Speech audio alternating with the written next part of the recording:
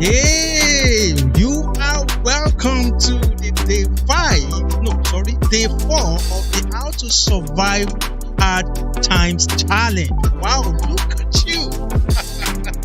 I know a lot of you have been waiting. We are very sorry. The weather condition now, it's very funny, and internet connection in Nigeria is also funny at times. So you are welcome. Welcome to the day 4 of this challenge. And I'm sure that you are already tapping into some things, like our first speakers, Mr. Solomon James, told us that it's going to be full of opportunities. And today, by the grace of God, without wasting much of your time, I'd like to introduce my speaker, my accountability partner, our speaker, accountability partner, what else? Pastor, friend, mentor, coach. Join me in welcoming Pastor Ben Shiola. Pastor, you are welcome, sir. Thank you so much. Thank you so much for having me. Good evening, everyone. Good afternoon for those who are on the East Coast in the United States. And I want to say thank you so much, man of God, for the great work you're doing. I want to appreciate you for hosting me in New Jersey. Wow. Come on. Hey, look at you. Look at you. You okay? Yeah, you okay? You okay? You doing good? Thank you so much, sir. So today, Mr. Ben Shiyola will be taking us through how to monetize your creative skills. And I am sure that he is up to the task. He is up to the task by the grace of God. This man is loaded. I was in his place and I know what he carries. You need to see his studio. You need to see both his physical library and digital library loaded. So today he will be taking us through how to monetize your creative skill. Man of God, over to you, sir. All right. Good evening, everyone. Like I said, thank you so much, Chaplain Taiwo Balogun, for having me. It's always a pleasure to, associate with what is happening. I tell you, the time we are is very challenging. It's very, very tasking. It's very daunting. So many questions are yet to be answered. People keep asking, where are we going? But one of the things we found with human beings is the ability we have been given to survive. And so the focus of our discussion today is, how do we monetize our creative skills? The world is full of creative people. And I tell you, till eternity, for those of us who are Christians, some people will keep leading. Have you noticed that no matter how bad the situation is, some people will keep surviving? No matter how terrible the situation is. As a matter of fact, the badness, if there's any English like that, of every situation creates an opportunity for some people to survive. Okay, so I'm just going to take us through some points that I have here. And listen, I'm not talking to you as an economic professor. I'm not here to bamboozle you with some hardline facts and figures and hard points and all that. No, I'm just going to take us through some of the things that I found. So I'm not speaking to you totally as like an expert. I'm not a professional financial advisor.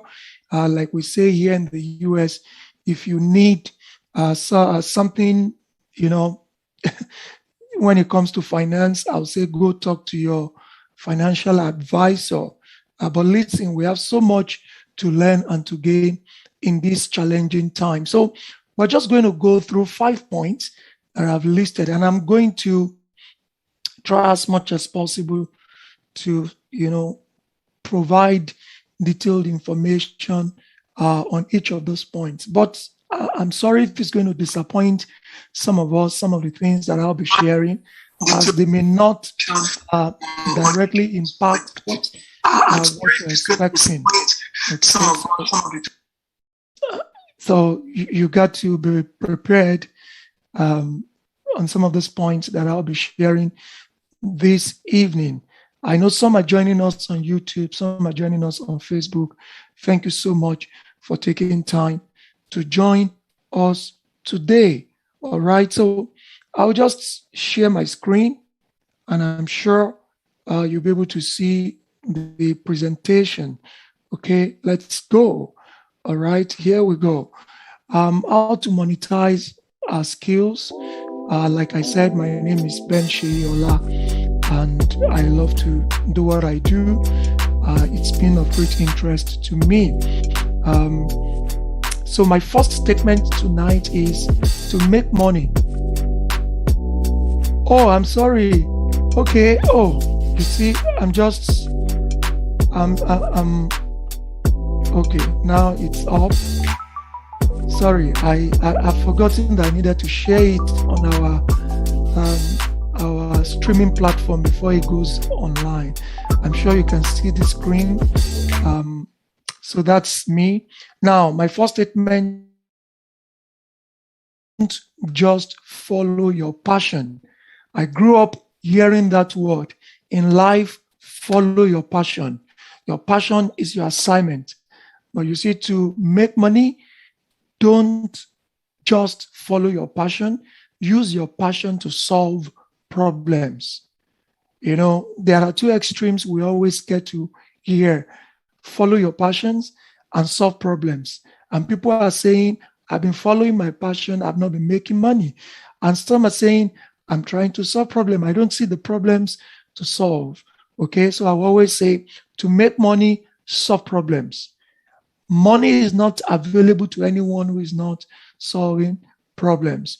And to solve problems, which is the question somebody is asking now, I say creatively convert your passion to skills. So there must be a transition from what you have as a passion. Your passion is what you like to do, is what you enjoy doing naturally. Even if you're not paid, you just keep doing it. But for you to make money from it, you need to convert that passion to skills and intentionally engage your skills in solving problems. Note that word, solving problems, and then generate revenues. So I'm going to give us 5 pointers to earning, to making money, to monetizing our skills. So I assume that, you know, which I strongly believe that is going to happen during these 10 days that we're running through. Today is day 4. I tell you, there'll be so many things we need to learn. Don't just take one part. You need to be part of every session, because by the time you combine them together, they become whole and you're able to learn as much as you need to learn. So 5 pointers, and you need to go with me as we do this. What are the 5 pointers? Number 1 is your USP versus your ICA. Your USP versus your ICA. Now, for those who are economic students, financial students, or financial experts, you know that USP is referring to your unique selling proposition. What are you bringing to the market? What does your skill have to offer? What problem is it solving? But what we have found is your USP is not enough. That you have something unique to offer is not enough. You need to also consider what we call ICA. ICA refers to your ideal client or customer avatar. Your ideal customer or client avatar. Now, this is speaking of the specific description, the detailed, maybe I'll use the word synopsis or summary of who your clients are. Now, I have something to sell, and I have somebody who needs what I have to sell. This is very, very important. If you have something to sell and nobody is ready to buy, you are out of business. No way, no means of monetizing your skills. So your skills is speaking of your USP. What is unique about you? Why should I get what you have? And that's one thing. And it's now going to have to answer to the question of, Who are your clients? I'm sure somebody else in this session is going to give us more information on that part. So number one pointer to you making money with any creative skill that you have is how unique is that skill that you have versus who are the clients that are waiting out there. Listen, close to 8 billion people exist on the surface of the earth. And I can assure you that somebody needs something that you have. God has not created any man to be stranded and not have something to offer. Everybody's got a talent. It can be diverse. It can be in any form, in any shape. But I tell you, there is something you have. But you also need to know who needs what I have. So number 2 point is review your skills. The pointers to you monetizing your skills is to review the skills we're talking about. And to review your skills, let's look at it from these 4 acrostics that I came up with. PART. I just decided to make it this way so that we can easily remember. So when you have to review your skills, number 1 is P, number 2 is A, number 3 is R, number 4 is T. And I'll just go through them. Ask yourself this question. Honestly, are my skills portable? Are my skills portable? Are my skills authentic? Number 3, are my skills relevant? Number 4, are my skills technology driven or technology enhanced? Okay, so let me quickly take us through these 4 review of our skills. Okay, number 1, is your skill portable? What you want to sell to the world? Can you move around and still engage your skills? You know, the challenge we have is some people have certain skills. By the time they change location, those skills are no longer relevant, cannot be applied. Okay, so you've got to be able to answer that question. Can I move around? One of the things I learned about 10 plus years ago, a man speaking like this, and he said, no matter what you know, no matter what you're doing now, make sure you have a portable bag. He said he has made it a choice. Number 1, never to run out of visa. Number 2, never to run out of cash. I know that could be for somebody who is fully established, you know, somebody saying, but what are you talking about? I don't have money. I don't have all these things, you know. And he said, always have a bag. If you need to move, how long will it take you to move? Okay. And I also applied that to myself mentally. Can I move with my skills and still be able to make income? Now, some skills are restricted to locations. So if you change location, there'll be a problem with that skill. Now, every one of us, we must review our skills. Can we move with our skills? Can your skill be executed purely on a laptop, a computer? Can you just bring out a phone and you are still engaging your skills? Or do you need an office complex? For some of us who are pastors, we suddenly found out that the church, if your skills is tied to the geographical location of your pulpit, you're out of business, in quote. We just had to adapt, okay? So the portability of your skill is going to be a pointer to whether you can make money from it or not. Number 2, under PART, in reviewing your skill, can your skill stand when it is tested? When they are tested, please forgive the typo error that you are seeing on the screen. Let me see if I can just adjust that. So the question is, can they stand when tested? Can your skills stand when tested?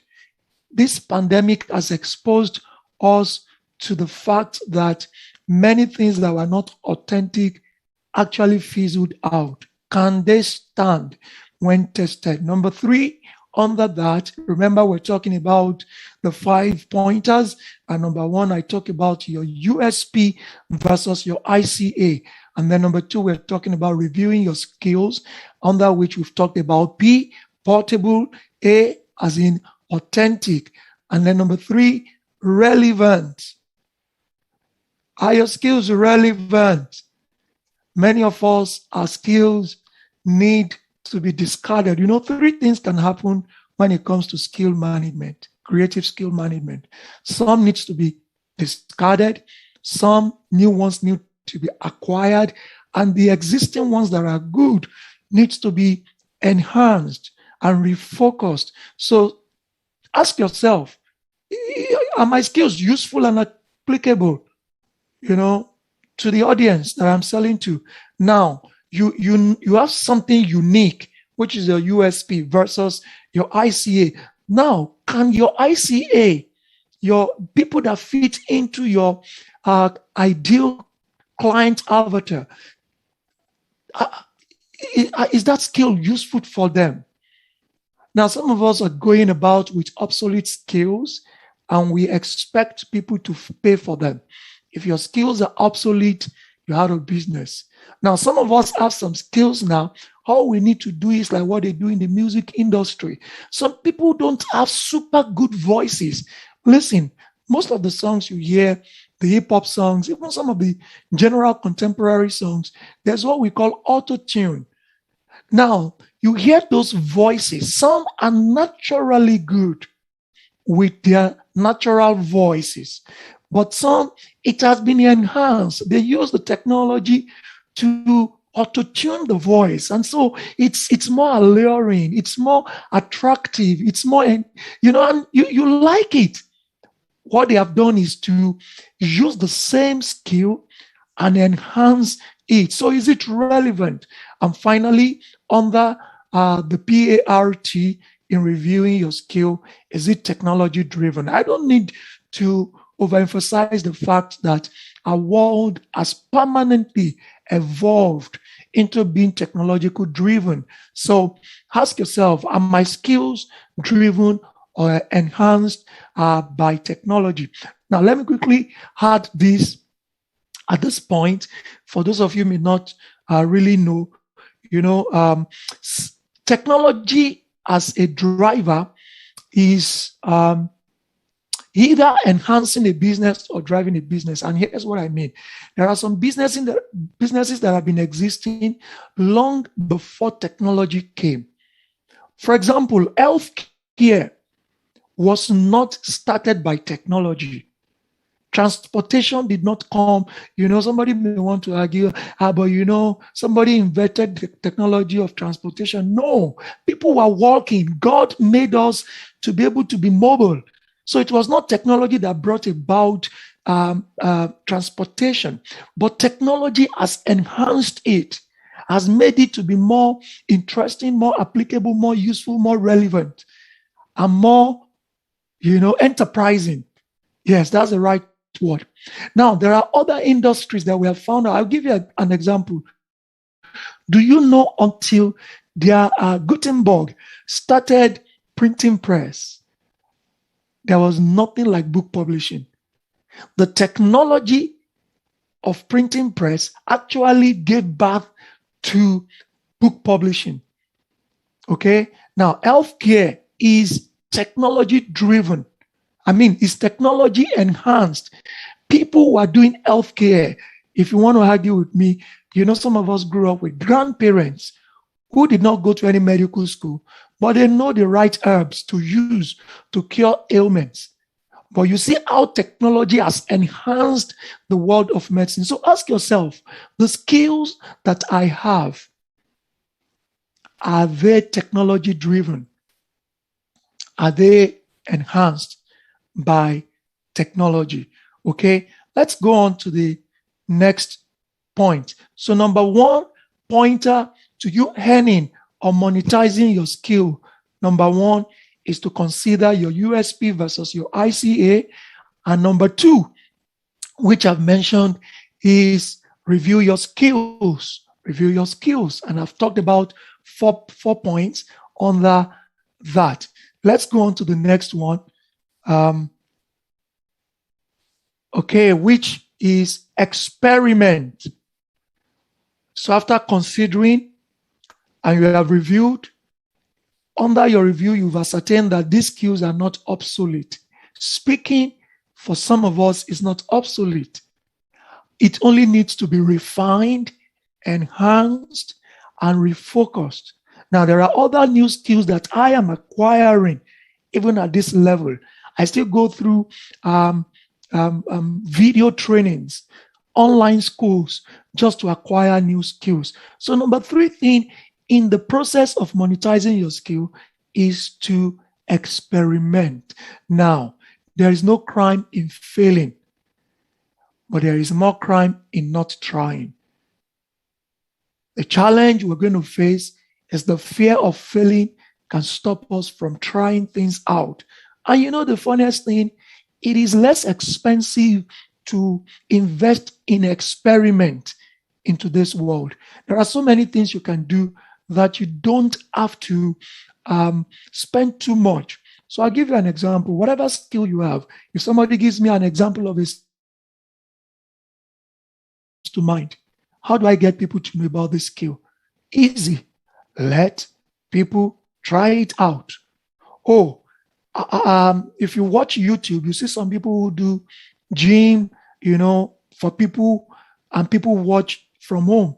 Experiment it. Anything you can do, experiment it. Worst case scenario, they say you are not doing it well. And that will lead me to the next point. Gain mastery. Now, the world is not going to pay for mediocrity. You want to go into comedy. There was a time I compared, events, and at times when I speak or when I preach, people have come to me and say, were you a comedian before you became a pastor? It was so funny. Well, number one, it could depend on what I'm talking about. Two, it also depends on the mood. There are some moods you get into, you're just humorous. And there was a time I sat down and I was like, okay, even if I want to consider comedy, let's say something godly, not vulgar, not outrageous, but something, this is something I can work on. I began to look at it from this angle. How do I gain mastery? Because nobody's going to pay you. I have a friend who is having a comedy show this month in Texas. And people are going to pay as much as $100 just to watch him, $50 just to watch him. Do you know there are some things we will never pay a dime to take because we feel, I don't like this one, it's not up to standard. So consider it as one of the ways for you to monetize your skills is to gain mastery. Now, 10,000 people can be doing the same thing you are doing, but how unique are you with what you are doing? And that's related to the first point. You got to gain mastery. Many of us, we expect people to patronize us, but the way we are doing things is wishy-washy. Like some people who always say, it's all full of, so many things. And it's like, I'm sorry. Have you seen people who say they want to sing at your event and you're like, and at that same event, you are paying somebody a whole lot of money just to appear at your event? Is mastery. And we call it different names. Some people call it excellence. For those who are churchy, they say it's grace. But listen, the world is done with mediocrity. Our world is done. I tell pastors, you got to do it well. I mean, look at the excellence that Chaplain Taiwo Balogun is putting into the broadcast. It's something that is you just want to watch, even if not for any other thing. Look at the way everything is set up, the graphics, the intro, mastery. People are going to pay for that. Are you into photography and you are still snapping pictures like you go to the what do we call that place where you go and wash? The world has gone beyond. People have phones that can deliver more beautiful pictures that you're carrying your old obsolete cameras all around. Gain mastery. How do you gain mastery? Go learn. Learn something now. Caveat. Some of us fall victim of learning, and we don't try. That's why I said experiment. When you experiment, evaluate. Did I fail? Did I do well? Where else can I improve? And then gain mastery. Become a voice in that area.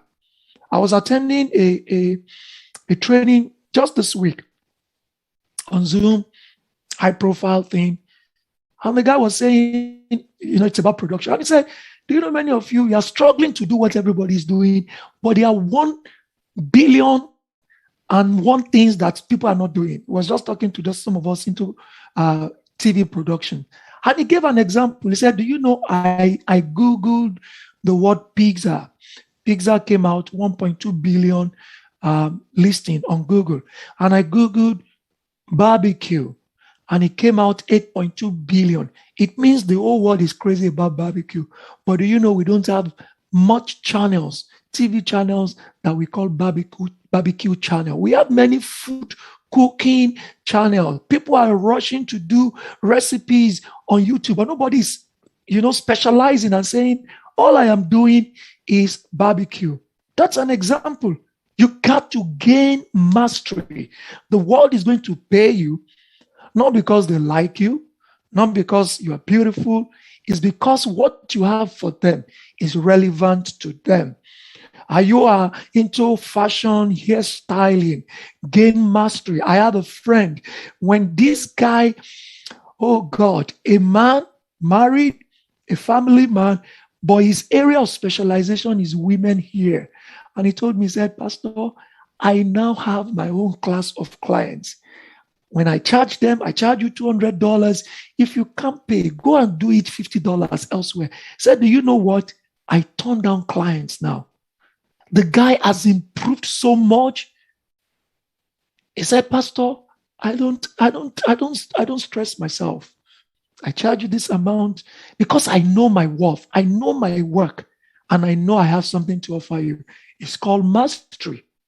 If you don't get it, you're not making money. And finally, and I'm going to try and dwell on this, generate revenues. Generate revenues. And I have outlined 4. There are so many means of generating revenue or monetizing your skills, but you need to pay attention to this 4. Number 1 is through what we call advertising or sponsorship. But can I shock you? This is almost dead, if not dead. Nobody is willing to pay for what you have to advertise through it. We still have, don't misunderstand me. For example, if you're singing or you have a show on YouTube, the monetization model of YouTube is such that you put your content free and people watch. The more people watch and they are engaged, the more YouTube is having potential of making money. More of the money is made by YouTube, not by you. And what they do is they charge the advertisers to advertise on your own shows that people like. So let me go back to the example of barbecue TV. Let's say I start barbecue TV and I'm able to grow it on YouTube to, let's say, 1 million viewers, subscribers. Subscribers is more important than even the viewers, but you need the viewership because that's what actually the algorithm reads to monetize if you have reached the level of monetization. Now, if I run a show there, YouTube takes adverts that are relevant most of the time to what I'm doing and shows to the audience based on the geographical locations, their preference, and all that, the demography and the psychography of my audience. Now, here's the twist.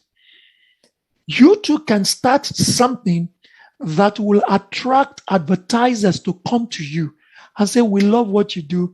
Can you use this product? Can you review this product? I know some folks I watch on YouTube, any new tech product coming out, they get those things free, firsthand. For me, as a book lover, A publisher once sent me 2 copies of one of the best-selling authors, Guy Kawasaki, his new book in 2019. I'm like, I saw the preview copy and I read and I sent an email. I love this book, blah, blah, blah. And the publisher wrote back to me, would like to send you, before it is released, we'll send you the original copy.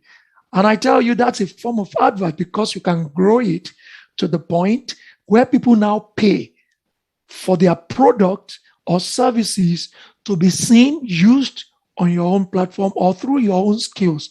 Number 2 is what we call membership or subscription. Now, that is the new model. Advertising is very slim. You have to build to a very, very big level before you can monetize at that level, but it's not that it's not possible. It's very possible. It could only be very hard. Now, number 2 is what we call membership. This is when certain set of people have come to accept your skills and they are willing to exchange money for it, not just once, and which is the number 3, but on a periodic basis. For example, you know how to play the piano. You're a music teacher. Do you know you can sign up? People don't know. And if you're watching from Africa, you're watching from Nigeria and other parts of the world, try this. Now, rather than just engaging your students month-to-month basis, do you know you can sign an agreement with your client that you're going to, because I am busy, I want to focus on you and few clients that I have. Let's sign that you're going to engage me for 1 year. After 1 year, we can review. I mean, here in the US, this is common with people who keep the lawn clean for us. You know, some people, they will not do month to month. So that next month you wake up, you say, sorry, your service is not, no. It has to be membership, subscription. They say 12 months. Zoom will tell you 12 months. And now one good thing you can do with that is give incentives. Okay, instead of paying XYZ for 1 month, month to month, if you are doing annual membership, meaning that either you pay 1 year upfront or you don't break it in 1 year. The telephone service I use in my house signed me up. They gave me this carrot before, they dangle the carrot. They say, if you sign up for 2 years, you are going to have this fixed amount. And I saw that it's cheaper versus if I say, I want to terminate it anytime. Now, if I go back to my service provider now and say, I'm not doing again, I have to pay a fine for breaking that. So people now make more money. It can be cheaper. See, if you have one skill and you have 100 people paying you $5 every month for the next 1 year, it means you are making $500 from 100 people who have signed up for 1 year versus somebody who is charging $10 and he has 100 people, but they can leave anytime. Okay, so you can make money from subscription, and many things can be done. I'm not talking about the particular skills that we can use. Whatever the skill you have, do you know you can sign up people into what we call membership or subscription model? Number 3 is outright purchase of goods or services. I don't like membership. Only the very essential one, like my internet, like my telephone, what else, and some of the few bills that like water, But when it comes to some of the apps that I use, I prefer to buy outrightly. I prefer the lifetime purchase. Some you can't do anything about it. For example, if you're using Zoom, it's annual or monthly, okay? But there can be outright purchase. Your skills, you can offer them something, produce something, create, and I'm going to go to that last one. Now, people can buy what your skill has to offer outrightly, one time, and that's it. Do you know people do website? When they design website for you, it's an outright purchase. Now, you can now sign retainership for the maintenance of the website And that goes back to number 3. So you have the skill of designing website. Listen, website using WordPress, like one of my trainers said, is what any 9-year-old can learn how to do. It's free. It's a common thing, and you can make money from it. I'm serious. I'm telling you, young people, you can make money from web design. Who is designing website? We have just started. The world has moved to the online world. We have moved. So everything is online now. App development. People need to start acquiring the skill of app development. Everything is going to be driven by the app. Believe me. You call Uber, it's app driven. Your GPS is app driven. You want to order food, it's app driven. Do you know many people shop online? They just go pick up in the store. App driven. So one way when you can do all these things, for example, app or website, is you charge one time for the design, development, putting the infrastructure, and then you charge for subsequent maintenance, review and all that. And then the final one, which I have today, sales of merchandises.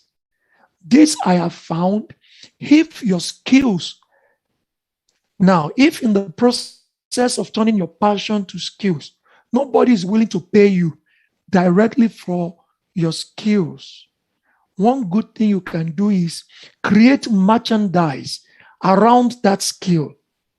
And then give your skills to people free, but they buy your merchandises. There's this guy and a lady, I believe they are, if not married, but they're in a relationship. They do gym. I can't remember the name again. They do gym and it's free. And I wish I could get it. Every week, for every episode, they don't get less than 500,000 viewership.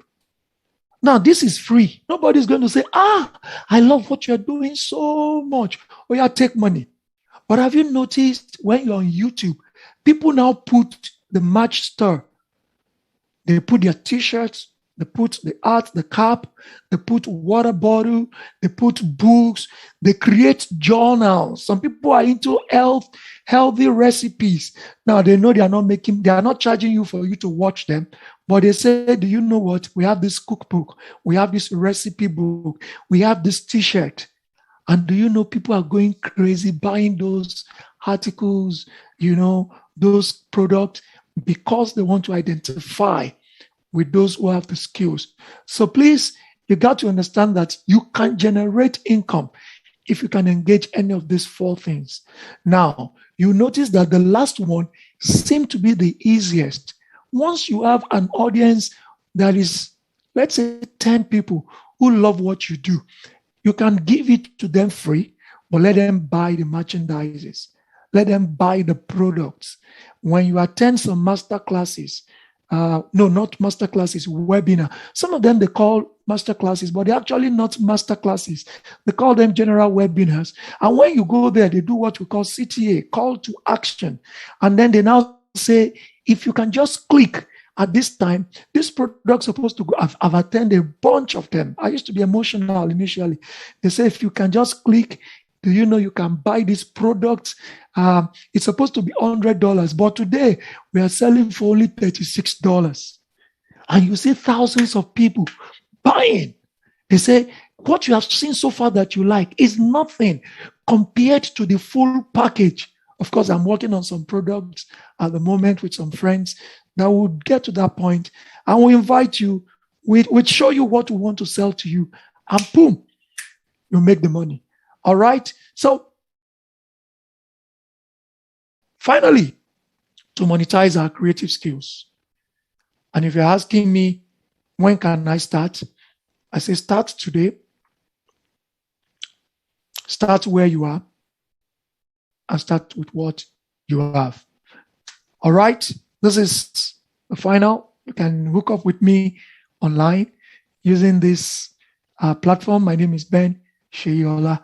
Stay safe Stay fine and stay blessed. Thank you.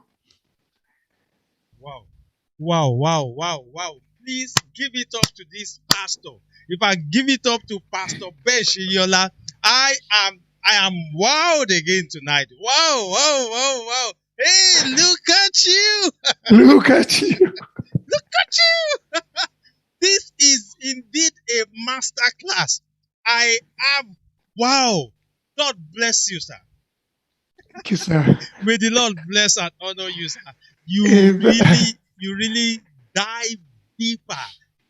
And Thank I you want so to much. appreciate you so much for creating time to put this together for us. God bless you so much. God bless you. Thank you. I think someone have a question, but I've told her to rephrase her question. Oh, thank you. Olariwaju Dorcas, thank you for joining us. Banjo That's my wife. Oh, look at you, Mama. Look at you. You okay? Thank you, Banjo Tola Francis. You are imparted. Yeah, Tola Francis. Thank you. Thank you, Abiodun, Auto Abiodun. Thank you so much. Yes, Abiodun has a question, but I can't get it. Let me display it. Let me display it on the screen. If you can get it, Pastor. Go ahead, sir. Let me see if I can bring it on board. I'm not sure. Okay, I've seen it. Okay, let me see if it's gonna come up. Oh, it's not coming up. Okay, let's try. Okay, maybe you can just read it. Okay, I have it here. You can just read it. I'm sure we're still within the time frame.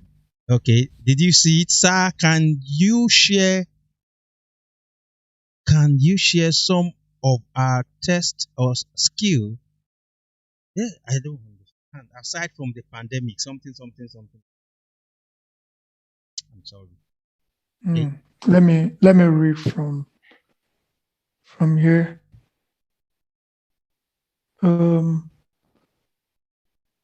Unfortunately, you've taken it away. Oh yes.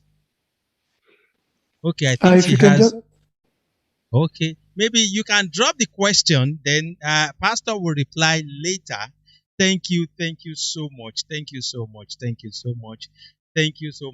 So, Pastor, this is indeed a master class, like I told you. This is deep.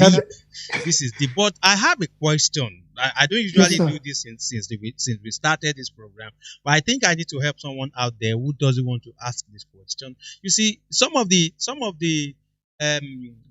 framework that you shared with us, so many people used to think that it is not doable in this part of the world, in Nigeria. So what is your advice in that instance? Well, in Nigeria, I know there are so many limitations, but listen, while we keep giving excuses as to why certain things cannot be done, that's the same motivation for somebody to sit down and research and create a solution. Okay. So, and like I said, some of the things we do, some of our skills could be tech driven or tech enhanced. If your skill is tech enhanced and the technology is not available where you are, I remember these 2 or 3 guys that started. What's the name of the payment platform that was bought over? Paystack. Yes. Was sold for $300 million. What? That's crazy. And they were created by Nigerians in Nigeria, not outside, not a Nigerian in Wall Street. Yes, here's what we can do. If we talk of, I just mentioned the subscription model. If you're a teacher, you can run it.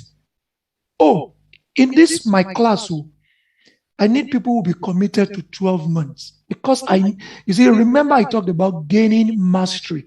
The challenge is if what you are offering, you've not gained mastery over it, it can create a challenge. Somebody will come. I have a protege who during this, I've seen the question. I'll read it. Now, who when the pandemic started was suddenly out of business because he needed, his client to be at a location.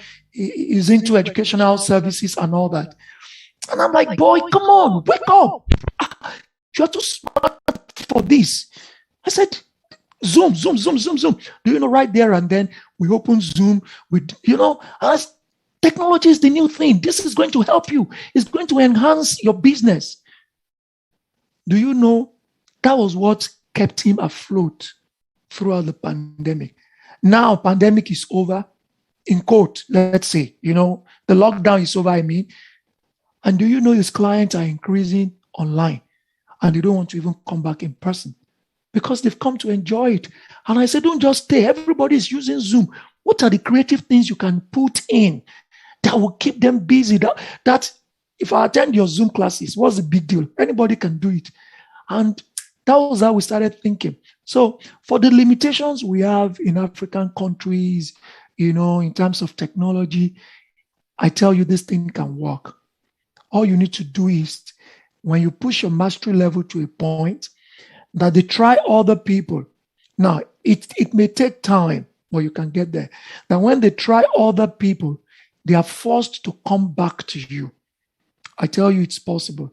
Now, I may not be able to give, except I have scenarios. I may not be able to give one size fit all, to your question, sir. But I tell you, it can be done. Any of these models can be done.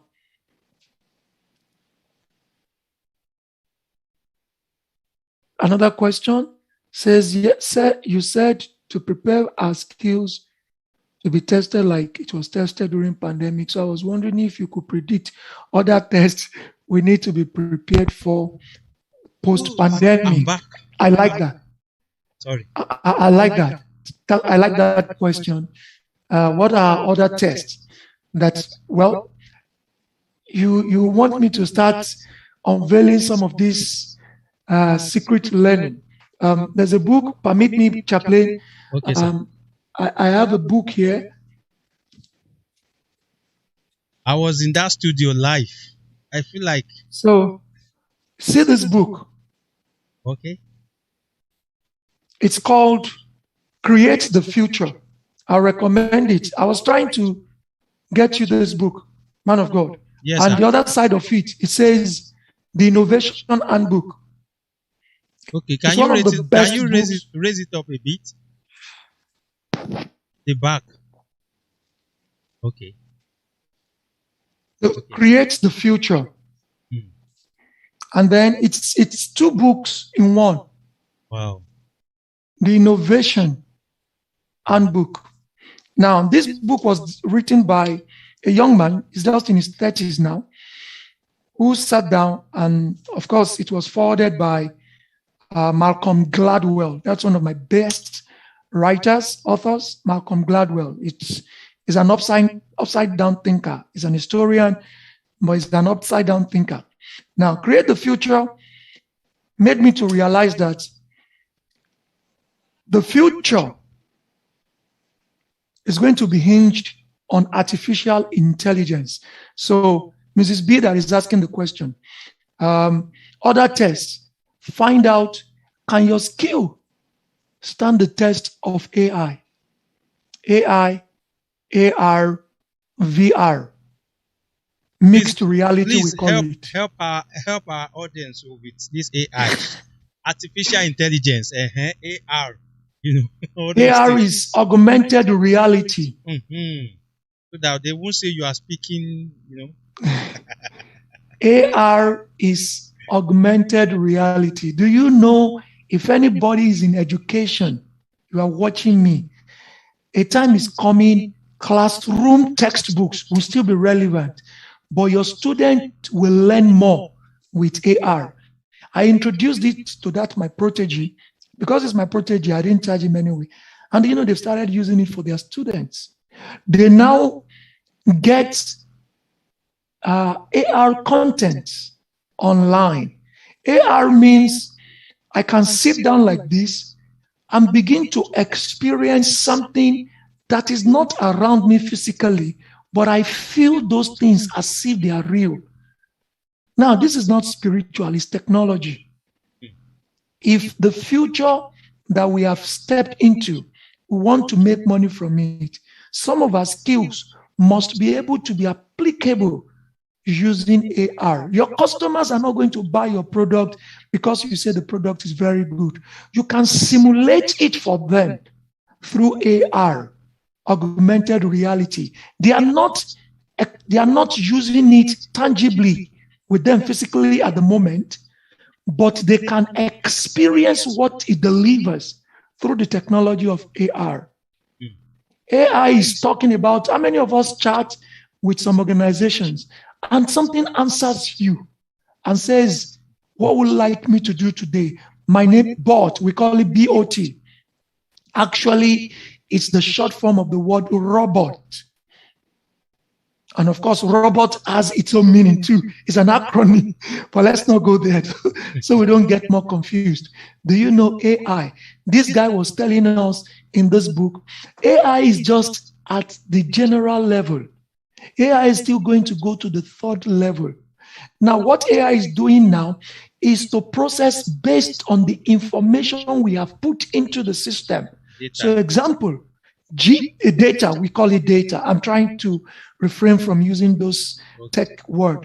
Now, when you look at your GPS is not inventing something new. It's the information that has been collected that the artificial intelligence is bringing out for you. Wow. But do you know AI is going to get to the level where it's going to predict and do beyond what it's doing now? All right, I know we're out of time. Yes, sir. I said, thank you so much. I think we're going to have part 2, exclusive part 2. That's why I said, this man is loaded. We're going to have exclusive part 2 of this challenge. Hey, see, you can't I don't want to upsell anything or you understand. Like I told you, we are not here to sell things. We just want to impact your life. We want you to do something for your life, for yourself, and for the next generation. And that is why we are doing this, to help you. Please take to heart almost all, in fact, not almost all the things that you learned tonight and do more research.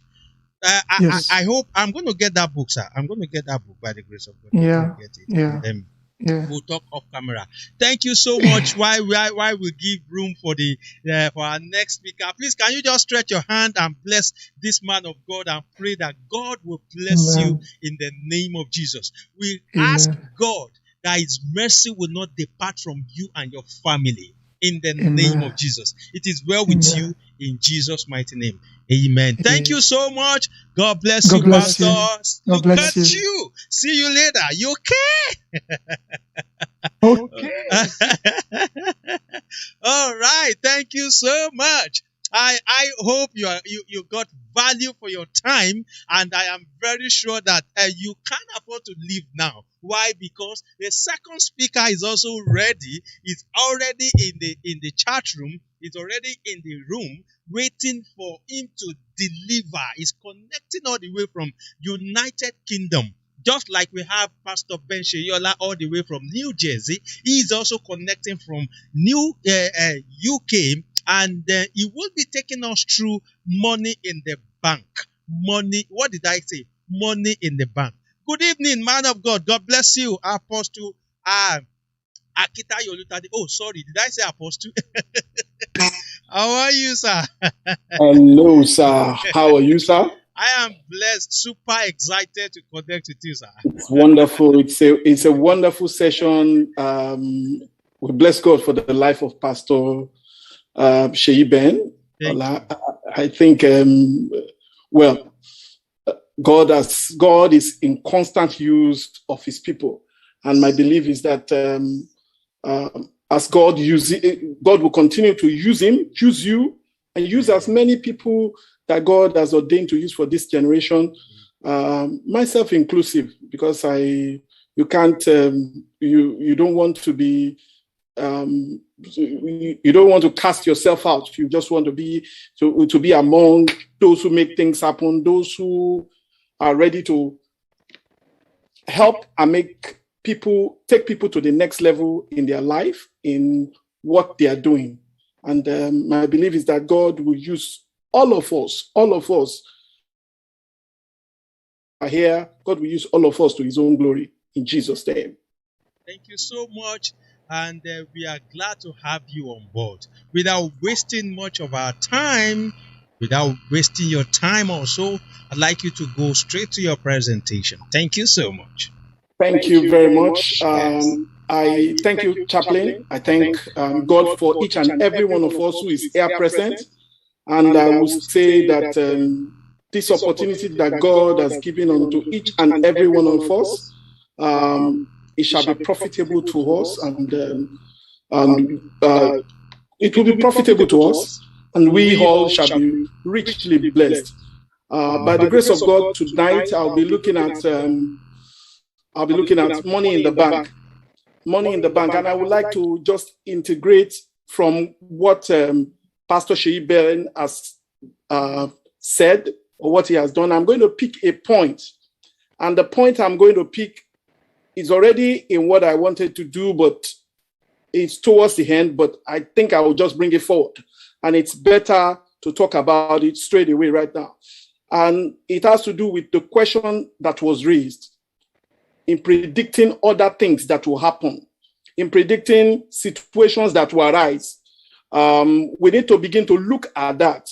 And those things is things like that is what we call the black swan events. They are things that don't usually happen. They just come up, they pop up straight away. And the moment they pop up, you have to change yourself. You have to adapt to be able to survive. Okay, if you cannot adapt, then you cannot survive. The only reason why we can no longer find some prehistoric animals, okay, some animals that are extinct, is because they could not adapt. And the beautiful thing about human being is that, well, at this level, we are able to adapt. And so any man or any woman who is unable to adapt, let me use that word, who is unable to adapt, gets broken and gets extinct. And my belief is that, look, each and every one of us begin to work towards that, because things we don't want, we are not prepared for will happen, whether we like it or not. No one of us was expecting COVID as at even by February 2020. We were not. We had the case in towards the end of 2019, but we never felt it was something that was going to take over the whole world. So it's a black swan event, something you are not expecting, something out of the block. That's what is happening. So I'm going to start from that.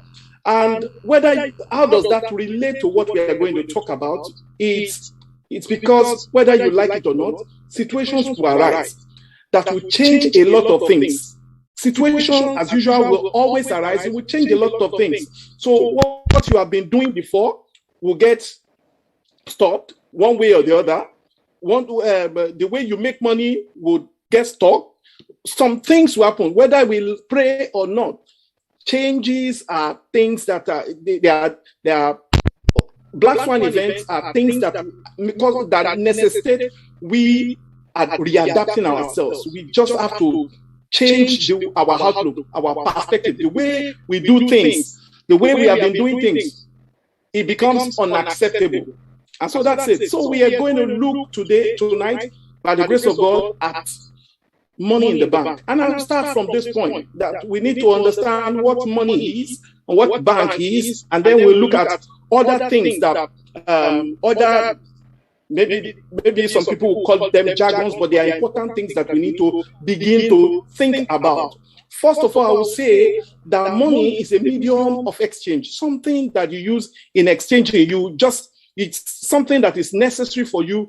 You have a lot of things that you need, but there are things you have, there are other things that you need. So it's a medium by which you get what you need.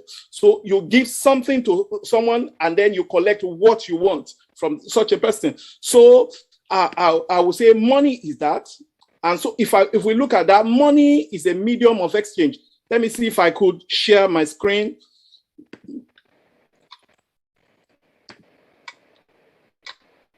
Just hold on, please. Let me attempt to share my screen. Chaplain, can you see my screen right now?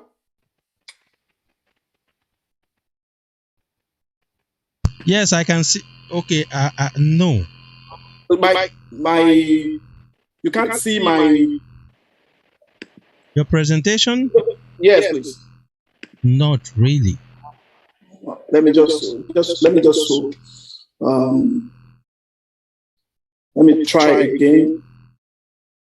If you have the permission. Yeah, I have the permission, but I'm not saying open system preferences. Okay. Let me see right now.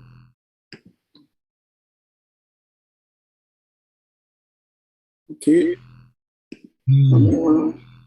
Zoom is there. Sorry, it's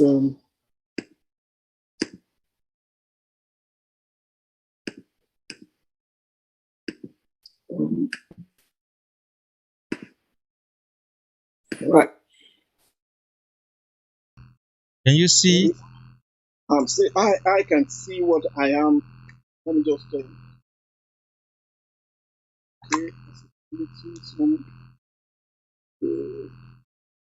Any other thing?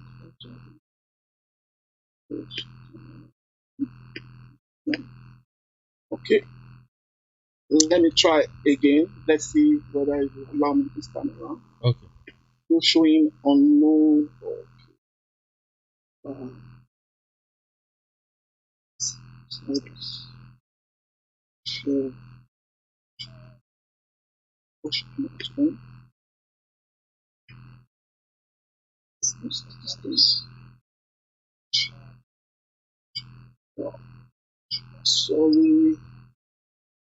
Sorry, this is it's not aligning. Don't know. But let me just continue. Let me just continue with this because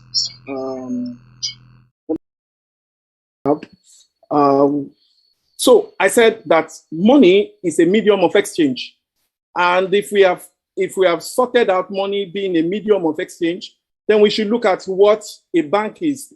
A bank is a financial institution that is regulated, is licensed by government. Most of the time, they are licensed by government. And I'm going to add other things that are not, there are platforms also that are not physical structures. Okay, there are other platforms. We're beginning to see a couple of them develop in Nigeria. So they are called fintechs. Okay, they are financial technology companies. They are called fintechs. Fintechs are they carry out functions that relates to what a bank does. Okay, some of them take deposits. Some of them invest on your behalf. Some of them grant loans. Some of them do funding. Some of them carry out currency exchange, like MoneyGram and Co. Those ones, MoneyGram, Ria, they do more of fintech duties. Okay, you don't see them. You don't see their physical structures, unlike the Barclays Bank or the JP Morgan or the Goldman Sachs and Co. or the Union Bank and the Zenith and Co. if you are in Nigeria and things like that. So any institution that is licensed, okay, by government to receive deposits and make loans, it's called a bank. And they carry out what we call financial intermediation, which is they collect money from those who have so much and lend to those who require money to carry out some other functions at a premium, okay, which is called interest. So that's what a bank is. Now, I will now take 2 or 3 terms that are important for us to know. One of them is what we call wealth. Wealth is the abundance of valuable financial assets, okay? Or if you have physical possessions, okay, that are many, that's wealth. You have wealth. It's important that you know that wealth is created, okay? It's created. Banks are agents of wealth creation because one way or the other, they take money from those who have in excess and don't know to some extent what they want to do with it. So they collect from them, and then they lend to those who require money to carry out projects. And need I let us know that most of the time, banks collect money from the poor and the middle class to lend to the rich. So we need to understand that one. As usual, it's normal for us to want to believe that, they collect from the rich. Usually, the rich people are the people with ideas who require help, other people's money to be able to carry out their project. So what a bank does is they stand between the person who have and who doesn't, and the person who requires money. So they collect from the one who has excess, okay, your salaries and your incomes of different kinds. They collect it from you under the disguise that they want to help you save it, okay, so that you don't lose it, or you don't spend it unnecessarily, and they give it to somebody else who requires to do something, who has a project that he wants to finance. Okay, so they give it to those ones, and those ones pay them interest. It's that interest that we call wealth creation. Okay, so when a person or an institution or a nation begins to have abundance of valuable financial assets, then that person or that institution or that nation is said to be wealthy. Okay. Now, wealth, as we have talked, there are enemies of wealth. There's something that, whether you like it or not, is an enemy of wealth. The number one thing that is enemy of wealth, I'm going to take one major one that is an enemy of wealth. It is called inflation. And inflation is the decline of purchasing power. It's, in a layman's language, I will call inflation a scenario where fewer money is chasing, more money is chasing fewer goods. More money is chasing fewer goods. I remember whether you can, if you think back, okay, 5 years ago, there are things you would have bought for if you're in Nigeria, things you would have bought for 100 naira, and then the present day value. So you could look at it. For example, you want to buy a beverage drink, let me just say, or Coca-Cola, let me just say something that is global. You want to buy a bottle of Coca-Cola, okay? It's not the amount that they are charging 10 years ago or 5 years ago that they are charging today. So, and the reason is this, that it's more right now because of the effect of inflation. Okay, that means more money has to purchase fewer or less of a particular goods, of a particular commodity. So that number one enemy of wealth, because banks are supposed to be creators of wealth. So number one enemy of wealth is inflation. Even though there is something they call deflation, but let's not look at those ones. Let's look at inflation. Inflation is what affects you and me day by day. And so if we really, really want to make wealth, if we really, really need to go forward, we need to consider what is called inflation. Because if we really, really need to survive in this hard time, the theme had to do with hard time. If you want to escape, or you want to survive in hard time, then you should create something that will consider the level of inflation in Nigeria or the level of inflation in any particular country that you have found yourself. So that the asset class that you are using must be able to give you returns that is higher than what the inflation reads at this particular moment.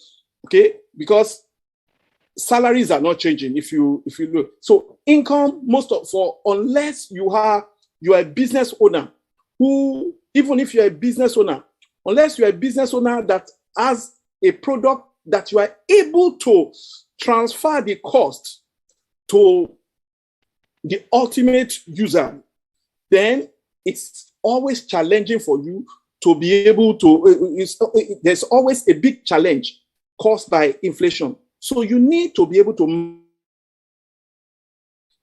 inflation level that is in the country that you are, whether you like it or not. As a result of COVID, things, because of scarcity of people, the production are reduced to a large extent. So people are buying things at a higher rate. Example here in the UK, cost of food also has risen up. It might not be as comparable to what we hear happens in Nigeria, but at least we have to just accept that.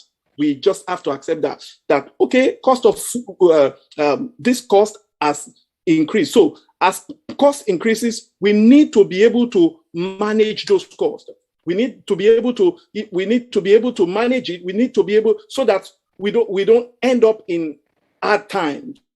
So your source of income must be able to overcome whatsoever you call the prevalent inflation in the country. That's it. Now, what are the types of inflation that we have? Basically, there are three types. Okay, they are either caused by demand, okay, which is what is obtainable in major parts of the world right now. If you have inflation right now, majority of the inflation right now is usually as a result of people demanding more of a particular goods, or is caused by the cost push. Okay, the cost. If there's an increase in the cost, then it will inflation will increase. When you look at Nigeria right now, or majority of the countries, it relates to cost push. Yeah, it's the cost really that has increased. For example, you want to ship a product from China right now. People are complaining about unavailability of container. Okay, so it's the cost of container now that has increased, because the demand, that one is caused by demand pool, because people require containers. Containers are stuck in the US and some other, there's no container in China where a lot of goods is coming from. So there's a demand for containers.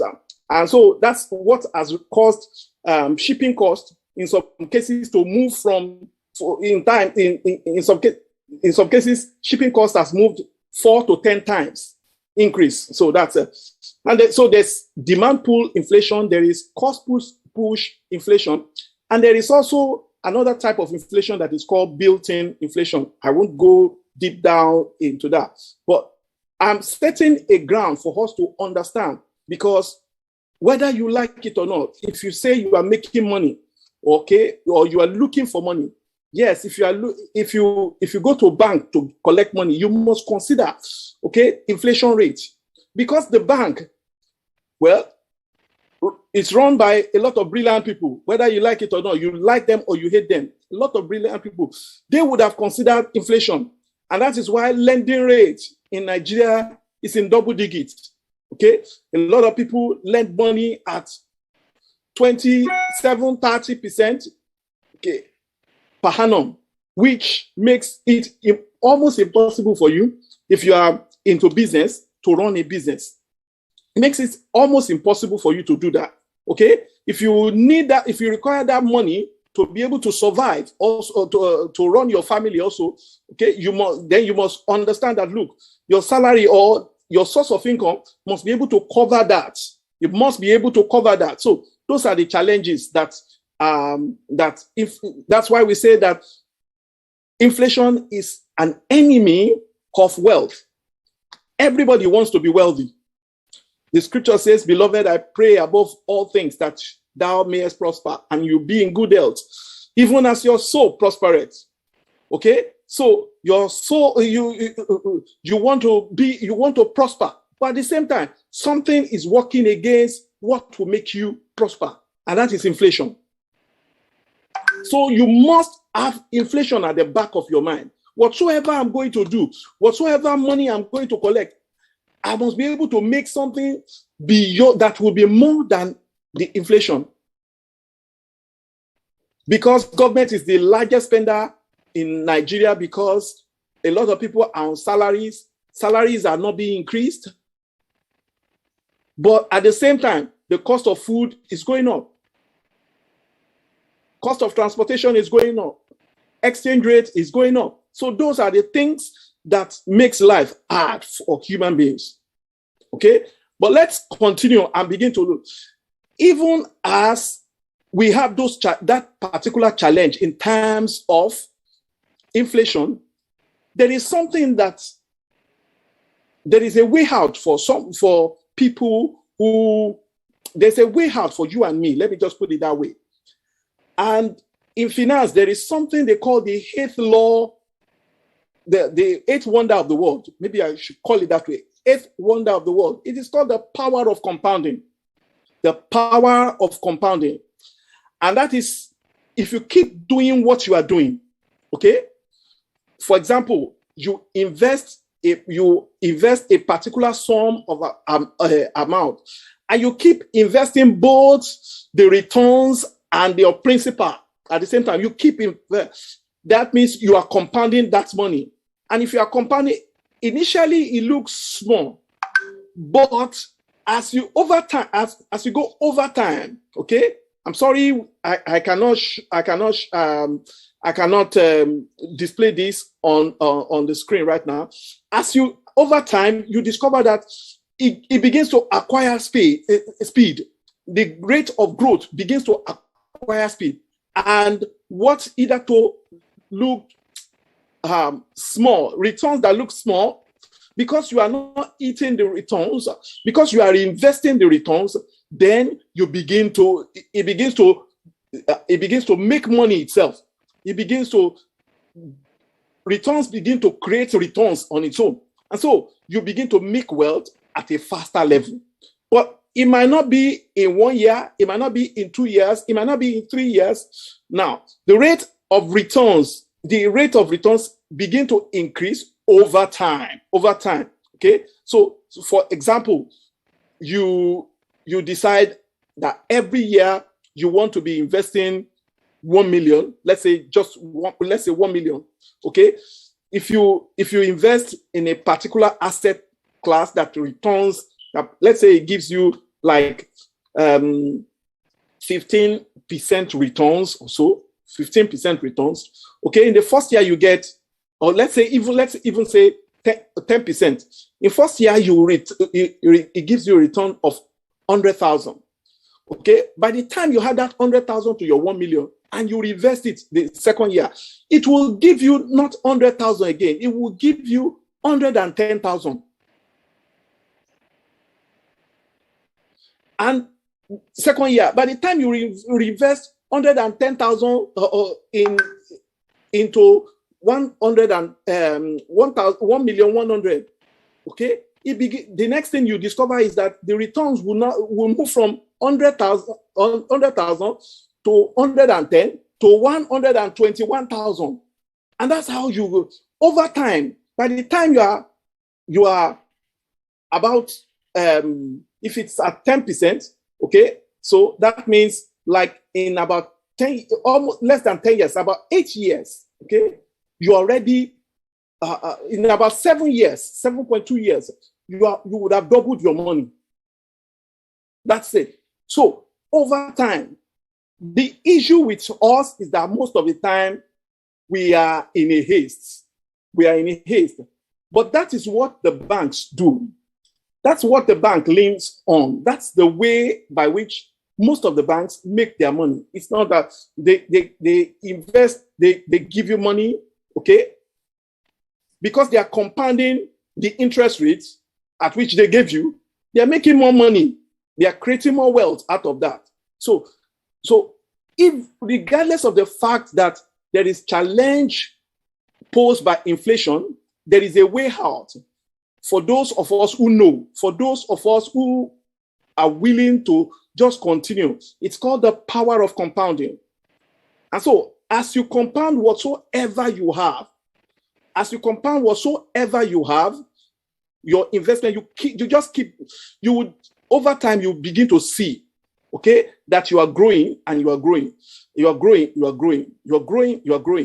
The only way where this is a challenge is where your rate of returns is lower than the inflation rate.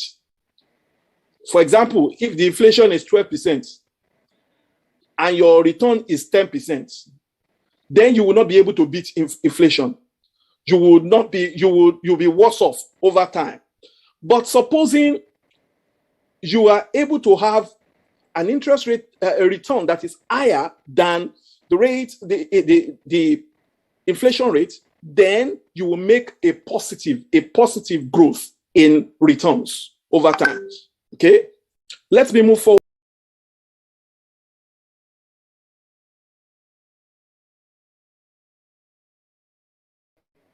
There is always a fight between inflation and your capital, or your inflation and your capital. That's the inflation is ready to weigh down whatsoever investment you have, that people go venture into what is called wealth management. Wealth management had to do with it's an investment advisory service that at least they help you to be able to make optimum results or return. Okay, their financial institutions carry this out. Okay, they assist you in making optimum results. Okay, in returns. Okay, it could be your investment, it could be the cash that you have, it could be all other forms of money, all other assets you have. They tell you, oh, it's better you go into this asset or this asset class, invest in this asset class or that asset class. It could also be financial planning, which is something that we don't so much focus on in Nigeria. Okay, we don't so much focus on in Nigeria. We probably, because of the high rate of inflation, okay, people don't do so much of financial planning. But when you consider the developed world, okay, people do financial planning well. They focus on financial planning. Okay, they grow their money little by little. So decides that, okay, this is what I want by this year. By the time I am 50, this is how much I want to have. So it begins to give a little here and there. Okay, financial planning also has to do. It could also, your part of pension could also be put into that. Okay, there are other things that people do, like, okay, in Nigeria now, people don't hear about. People prepare for their own debts. Okay, they pay premiums for those who premiums for those who will make money available for their family when they die. I'm not talking about life insurance. I'm talking even about their burial. So there are things like that because they don't want to belabor the family that they leave behind. So financial planning, how do I plan my wealth? How do I plan it? Okay, how much cash do I think I will need by the time? What is common in our? Is it possible? What are those things that I'm going to require? Okay, it's like somebody who knows that, okay, the family is prone to cancer, or is prone to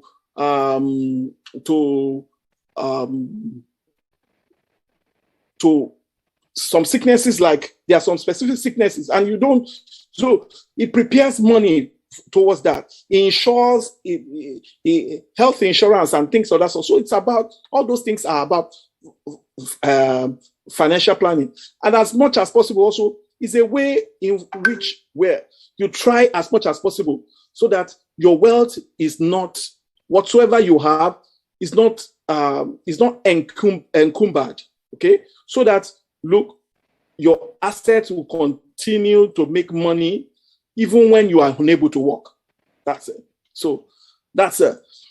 And the banks do this for you. All right. Now, I want to talk about asset classes, which are the things that are available for you to invest in. Okay, you can invest in equity, which are your stocks. You can invest in fixed incomes, which are, okay, commercial paper, bonds, okay, bankers acceptance, BA. if you find businesses that requires that. Well, bonds are long term. Commercial paper, which is CP and BA, are short term. So it could be commercial paper could be 180 days. Okay, you could invest if you have loose cash. You could invest in that. Okay, now you invest also in cash and cash equivalents. There you could talk about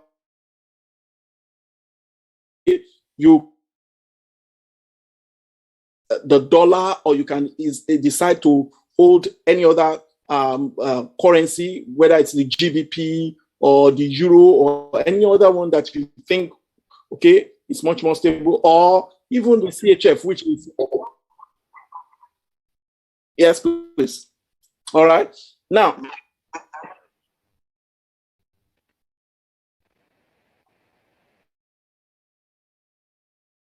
I said that, let me just, the asset classes that you can invest in, you can invest in equity, your shares, invest in fixed incomes, bankers acceptance, okay, commercial paper and bankers acceptance are between 90 to 180 days, maximum 1 year.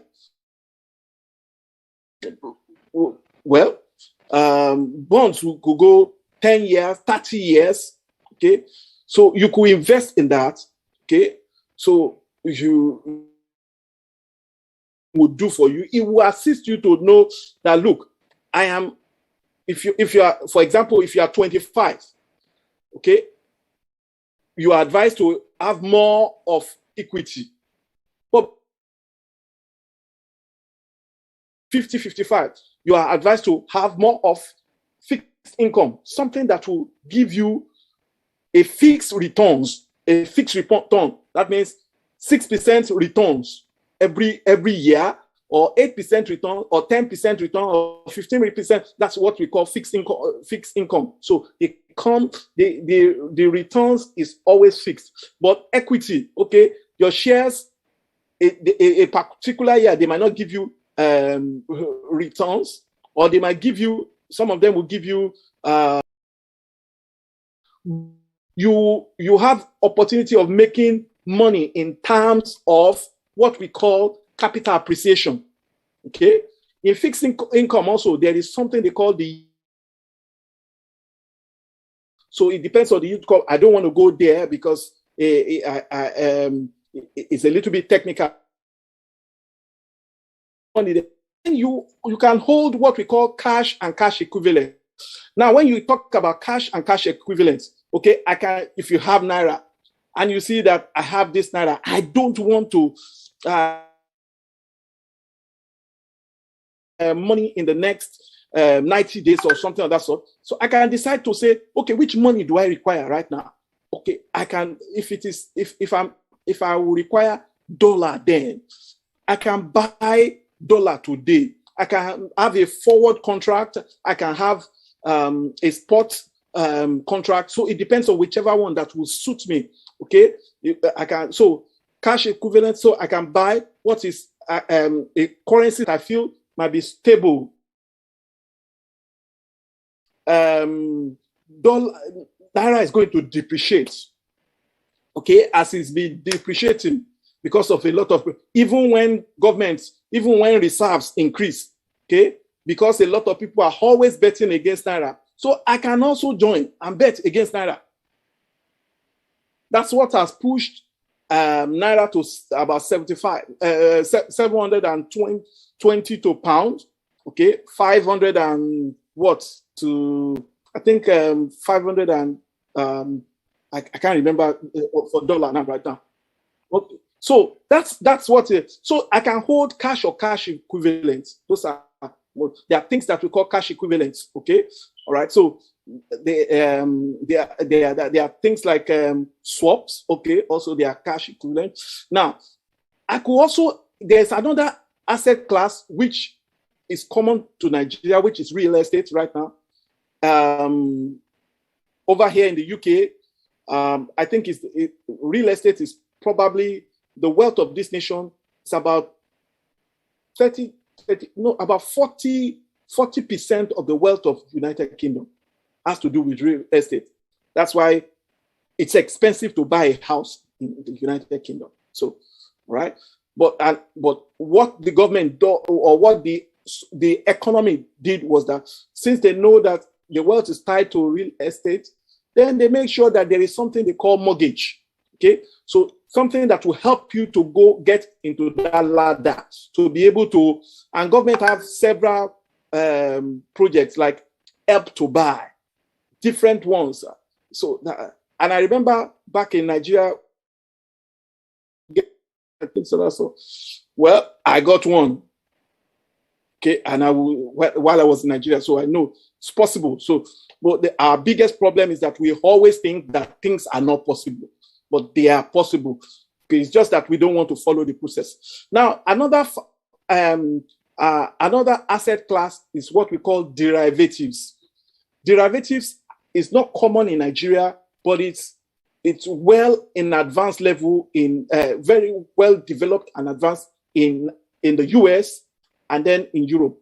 It's just a little difference in style. Okay, derivatives is creating an asset out of an underlying asset. What do I mean? Okay, you have a house. Okay, and I tell you, okay, I know you want to sell that house, and I say, look, all right, you want to sell that house for say 10 million.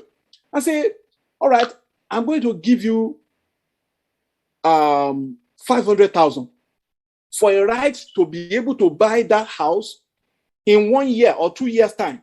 It could be 1 year, it could be 2 years, it could be 3 months, it could be 5 months. Okay, it could be 7 days.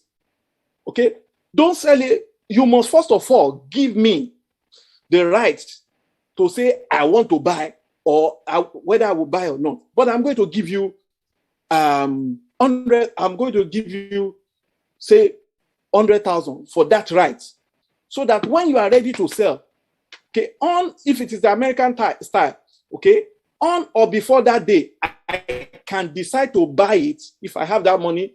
Okay, let's say the house is worth 9 million, okay, and I say, okay, or let's say it's worth 10 million. I say, look, I'm going to give you 100,000, okay, for a right to buy it at 10 million within the next 30 days or the next 1 year. So, okay, that means you cannot sell it to anybody before that date. Okay, did you discover that the seller of that house, if he decides to take that, to buy that, to accept that agreement, he's made additional 100,000 for himself. So that's what we mean by derivatives. And it's done in over several things.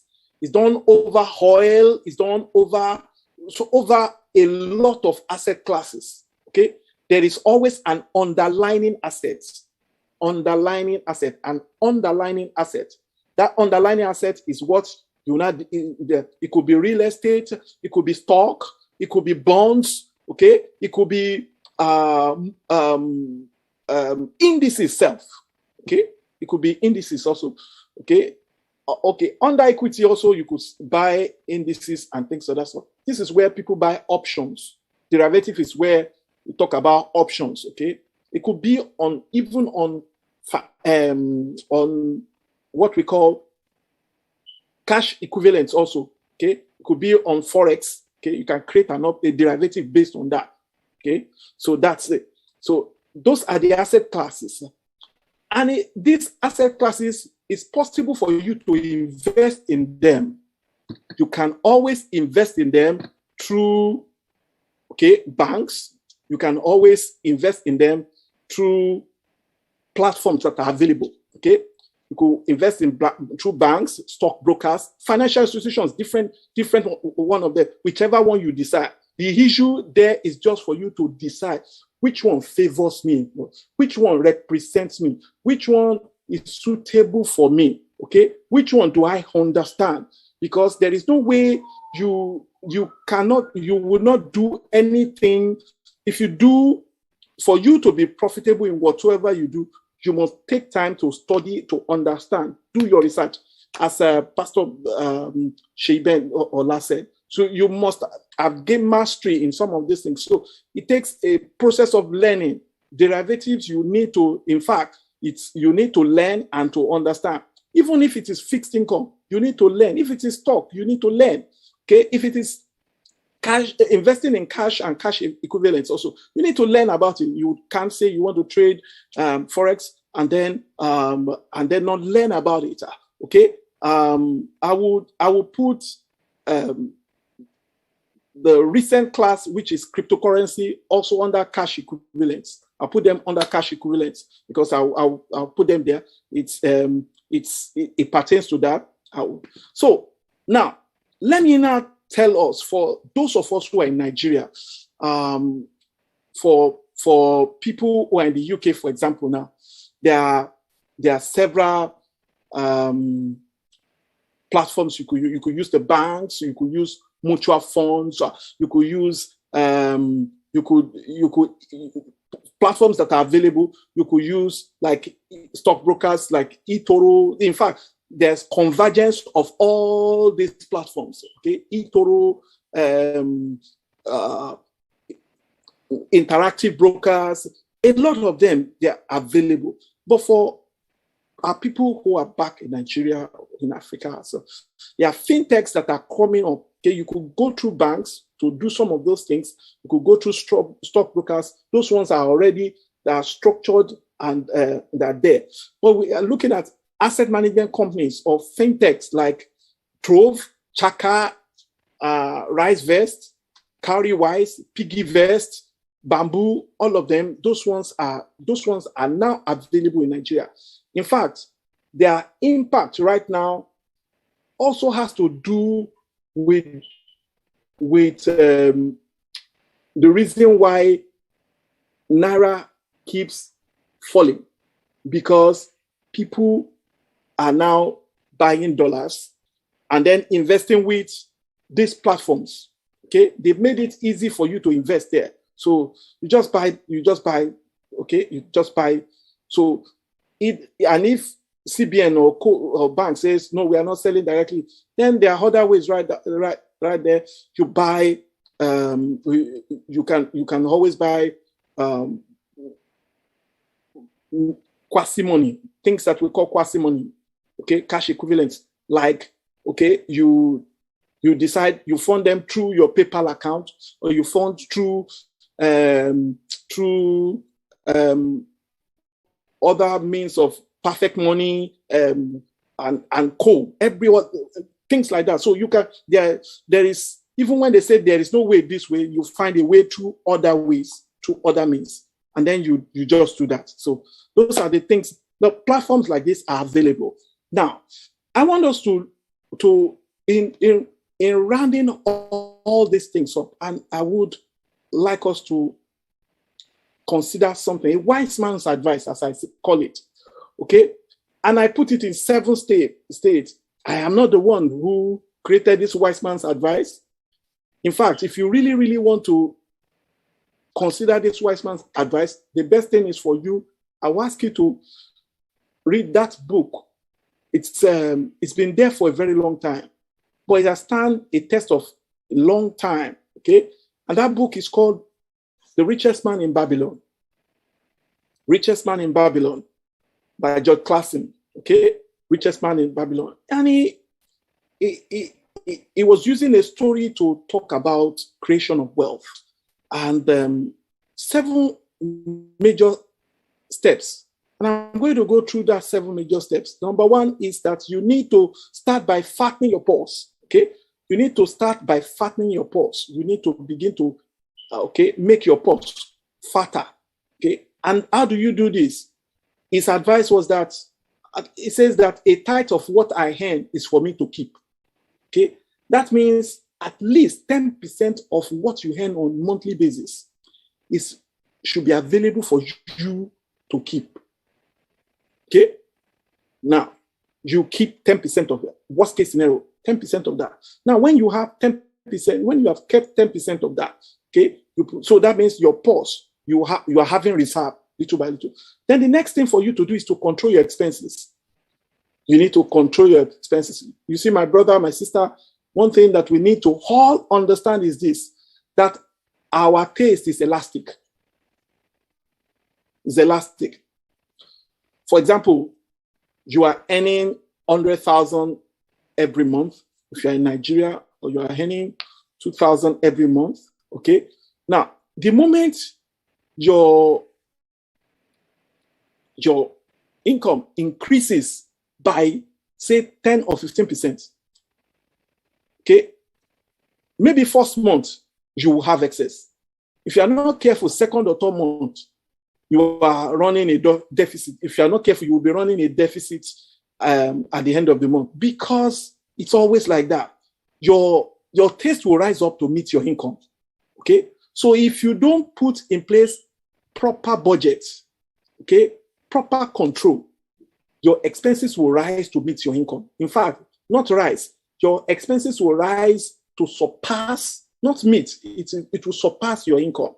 That's why you see some people earn a lot, but at the same time, they have nothing to show for it. So you need to control your expenses. That's number two. Number three, you need to make your gold multiply. Okay? That means that's what we're talking about when we're talking about compounding. Okay? You need to make it multiply. You need to make it work for itself. Okay? If you are putting aside, let's say, 500 pounds every month, okay? Then you need to apply that amount that you are, look for a process, you have one, and then that you are investing in, so that will be bringing it results, returns on its own. The fourth thing is for you to guard your capital from unnecessary losses. Warren Buffett says he has two rules. The first one is that never lose capital. The second one is, if you forget rule one, if you forget, always go back to that rule one. So you have to, there are two. The two is just the same thing. Never lose capital. So even when it's going against you, there are times you cut your losses, okay? So that you don't lose so much of you don't wipe out your capital, okay? So, and the fifth one is that make of your dwelling a profitable investment, okay? People tend to debate this one. And what they are saying, what it's just saying is this, that look, if you are living in a house, it's better for you to buy that house. Rather than pay rent there, buy it, own it, okay? All right, that's it. Now, the sixth one is for you to ensure your future income. Ensure your future income. That is hedging your risk. Okay, if I know that, look, if I know that my returns can give me, say, 15%, okay, on annual basis, and I know that there is a probability factor there that it's either I win, I get 15%, or I lose 5%. I can insure that 5% risk. Insure it so that I will get 8%. Do you understand what I mean? So I can insure it to make sure that, rather than, I know that the maximum I can get is 15. But as it's possible for me to get 15, it's possible for you also to lose 5% of your investment. So then I can do an insurance that will guarantee me, I don't want that 15. Let me take 8. It pays me that way. That's how you insure your future income. Now, the seventh one is that you need to increase your earning capacity. That was what Pastor Ben was talking about. And look, whether it's the greatest investment. The greatest investment you can make in life is investing in your earning capability. Okay, I remember several years ago. I just finished the university then, and I gathered all the money in the house, every money in the house possible. and I bought, it was 80,000 naira. That was 1997 or 1998. Okay. And I bought one computer. It's Pentium. I called the guy and they assembled a Pentium 166 for me. That computer was wonderful then. For the next 6 or 7 months, I was working on that computer. Lo and behold, do you know that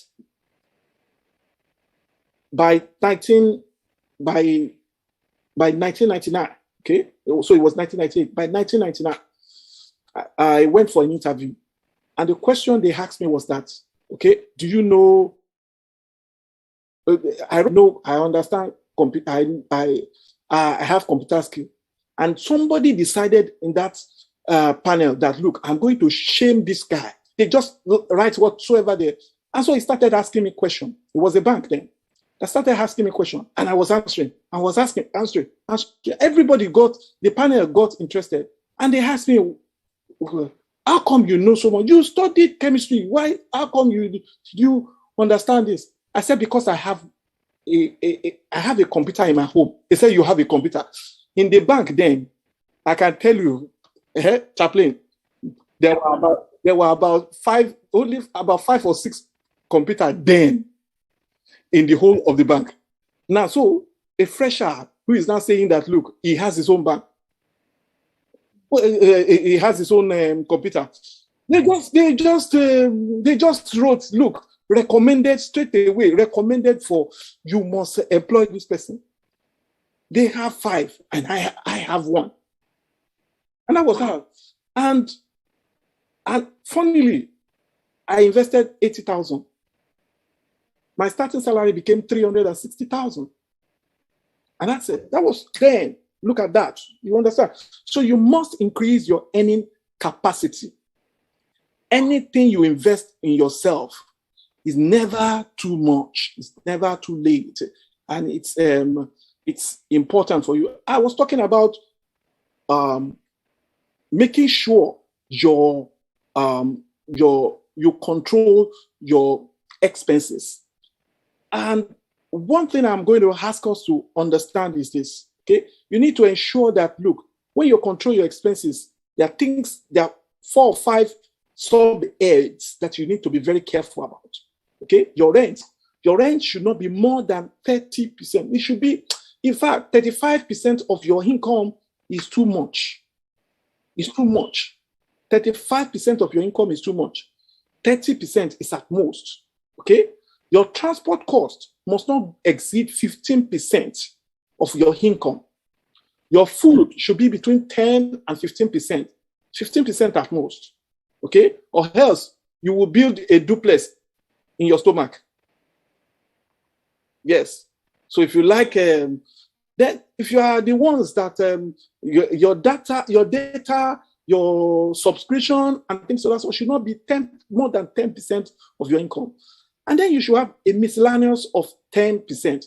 So if you have a 35% for rent, 15% plus 15% for transport, that is 50%, plus 15% for food, okay, that's 65%, plus subscription, which is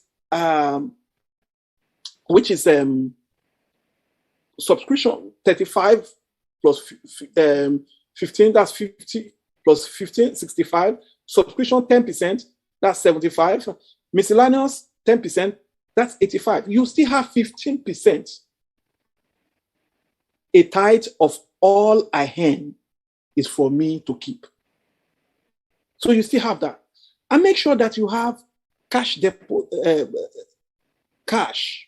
Okay? So let's say you have a cash that is equivalent to 4 months, okay? Equivalent of 4 months your monthly expenses, okay? So if you build up a cash or that, so it gives you a lot of stability. A lot of stability. And this, and reason why we are saying this is this. I go back to where I started from. There are things we call black swan events. Black swan events are unexpected events they are that is always out of your control. You cannot control them. Okay? You can't control them. Okay? You cannot control them. None of us could control COVID. We just had to react to it. Okay? If you are into import business, okay, if you are into import business, you cannot control your freight right now. A lot of businesses, I was talking to a friend of mine. He said he's not bringing his goods from China. Right there. They are there because it's more than 10%. What you are using to some people, it's like 3-4 times the amount you are spending on freight. You're going to do freight insurance and co. And when you bring it back home, you see everybody will say, Buhari has caused it to there are things. The Bible says, for we wrestle not against flesh and blood, but principalities and powers and rulers of darkness in different wicked spirits in high places. There are places where decisions have been made contrary to your own business. That is beyond you. You will be looking at the next person beside you, or you will look at somebody to blame. There is a government to blame. Oh, no. Can Nigerian government control freight price? No, they can't. So those are black swan events. That is beyond you and I. We just have to react to them. We have to adapt to them and make sure that.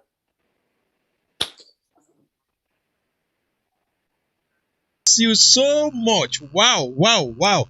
This is awesome. Wonderful session.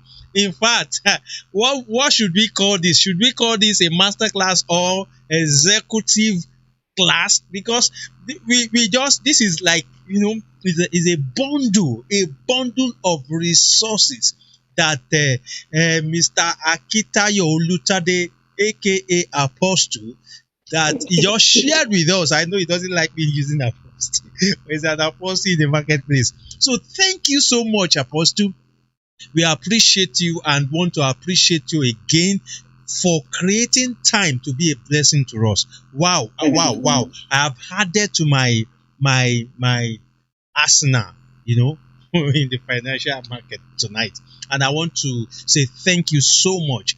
Thank you so much. So please, if you have any question, you can drop in the chat box. Because of our time, we've exceeded 2 hours, and we've just planned 1 hour, 30 minutes, and this is 2 hours 8 minutes. We are very sorry. Mr. Akitayo Olutade, thank you so much. And he is a business development expert, and also is a trader. He's a financial market trader, and also an analyst. So how can we connect with you, sir, on social media or whatever platform that you want us to connect with you, if we want to connect with you? Okay. For me, you can always see Akitayo Olutade on Facebook, right? I would respond to your question on that. And if you want a personal, if you just send a message to me on Facebook, I will give me your contact. I'll give you a call. So much. Thank you so much. We appreciate you and pray that God will continue to use you and bless you. Please, viewers, just stretch your hand to this man of God and pray that God will answer his good heart desires in the mighty name of Jesus. It is well with you, sir. We appreciate you and celebrate you. Best regards to your family. Good night, sir. Wow. Viewers, I know you have gained a lot tonight. I want to appreciate all of you for your time. I appreciate you for staying tuned up to this moment, and I want to encourage you to please take advantage of what you've learned tonight. Both the first session, how to monetize your creative skills, and also the second session that we just had with Mr. Akitayo Olutade, which is money in the bank. Look at, he just packed the whole thing, simplified it for us tonight.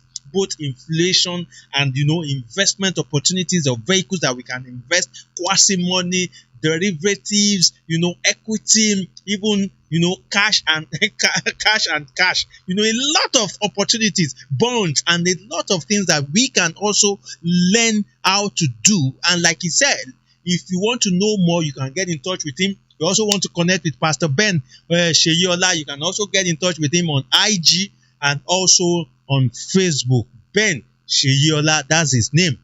So tomorrow is another night that you wouldn't want to miss. Wow, tomorrow is Sunday. Okay, I think we're going to have Ambassador Lillian again tomorrow, because yesterday's network was bad, so we couldn't have a session. So we'll be having Ambassador Lillian tomorrow. I think we should start as early as 6 or 6:30 p.m. and by 7 or 7:40 we should have Mr. Temitayo Adewale, and he will be teaching us on how to create resilient business. You can look at that. The word resilient means rugged, even in hard times. How to create business that will sustain the test of times. So he will be taking us through that class tomorrow by the grace of God. So I want you to please get ready for tomorrow's session, and you will never be disappointed. So till I see you tomorrow, I am Taiwo Balogun, and I am saying God bless you. Do have a wonderful night.